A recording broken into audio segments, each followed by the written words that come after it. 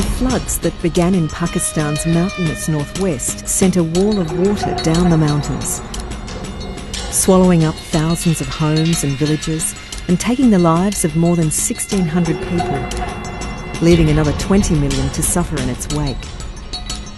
While the death toll may be considered relatively small, the extent of disaster is overwhelming. A large number of these people lived in abject poverty before these floods, but they didn't live like this. This has become one of the worst humanitarian crises in living memory, and yet aid has only trickled in.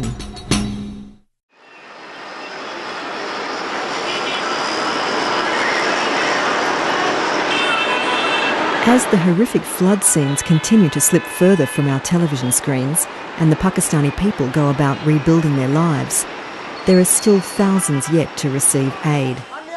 World Hope Network has been on the ground in Pakistan since 2008, and now with the floods, hope is needed like never before.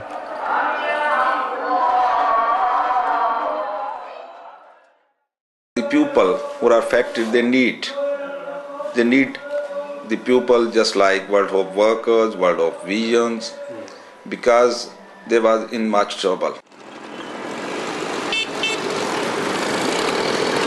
With winter approaching, there's an urgent need to get blankets to the villages of the mountainous northern areas near Nowshera.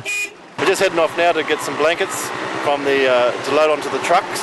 So we're going to that place now, so follow us along and see what happens. The local team organised the purchase of the blankets and food kits with the money they'd raised within Pakistan, combined with World Hope donations raised in Australia and abroad. Having a team based in Lahore with local relationships that provide low-cost supplies has given World Hope wonderful opportunity to get more aid to more people.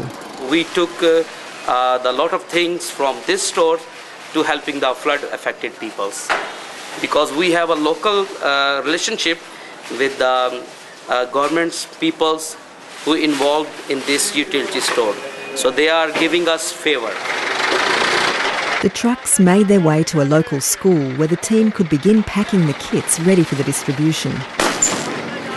All this flour here is going to be used to make bread, and the 300 bags of this, 10 kilos in each bag, so it's going to go a long way. It's going to make a lot of bread. It's going to be great.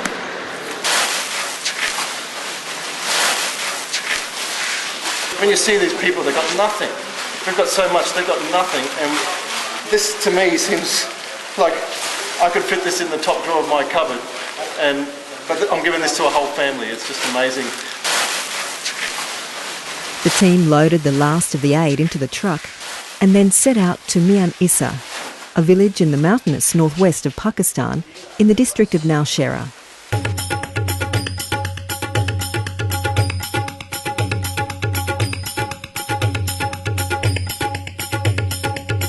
We're about an hour away from Nowshera. On our left we have Islamabad, and on our right we have electrical things and mountains and stuff. It's all good.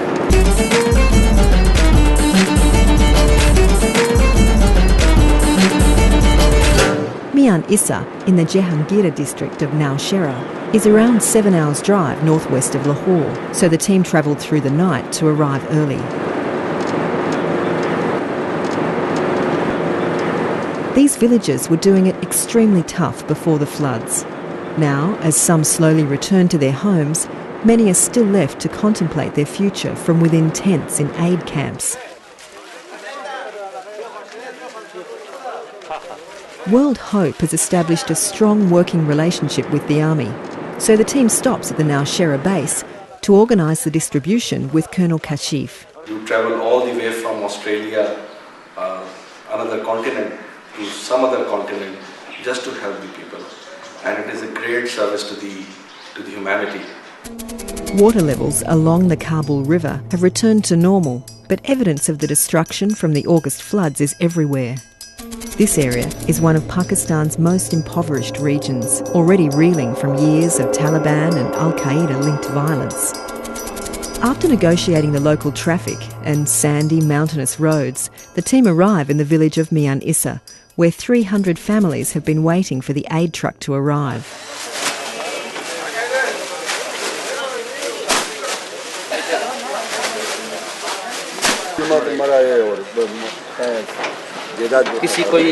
The villagers told us of how they'd heard the stories of aid getting to areas nearby, but sadly, it had not yet reached them. As sudden high flood came down here and they ran away to the island and they got a very... This boy is telling us of how he and his friends made a raft of sticks to reach higher ground. Swim on the water and they get close to the island. Access to general health care has become difficult, with the floods damaging or destroying more than 200 hospitals and clinics.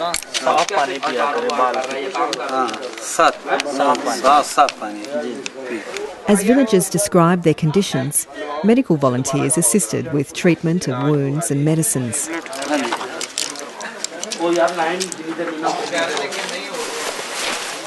With the Taliban having a large influence in the village, the women stayed in their homes, whilst the men received the aid. As we later left the village, we were told that around 2 out of every 10 men in line for aid were Taliban collecting the food and blankets on behalf of their families. The distribution is well underway now. There's a line that starts up at the front, comes all the way along and goes out the back. It's about 100 deep, so there's quite a lot of people here, but that's great, that's what we wanted. We're hoping there's enough kits to go around. People are grabbing their 2 blankets each family and their food kits, as you'll see. And all this is going really well. People are accepting it quite well.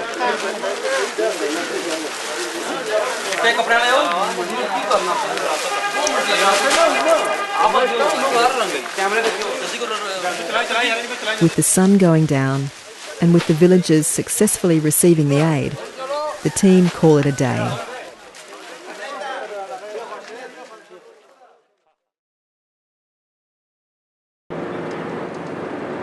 The team now make their way back to Lahore.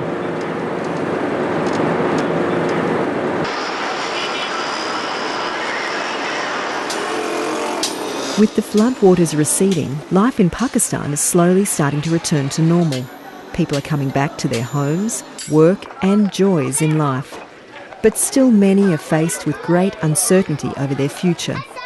So where to now for Pakistan, especially the children? There's an urgent need to provide children, the future of any nation, an education. Or in many circumstances, start school for the first time. We would like to target education in Pakistan, education for those who cannot afford it, because education is the thing which is going to solve many problems.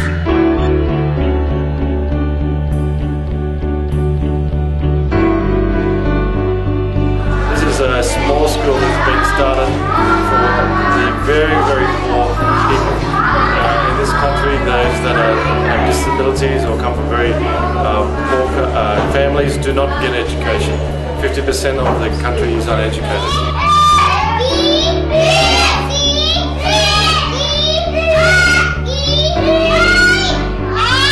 This is an initiative of the Pakistan team, World Hope team here. They have done this totally by themselves. They raised the support from within the country and they have funded this completely by themselves. Currently have about 80 children that they are looking after.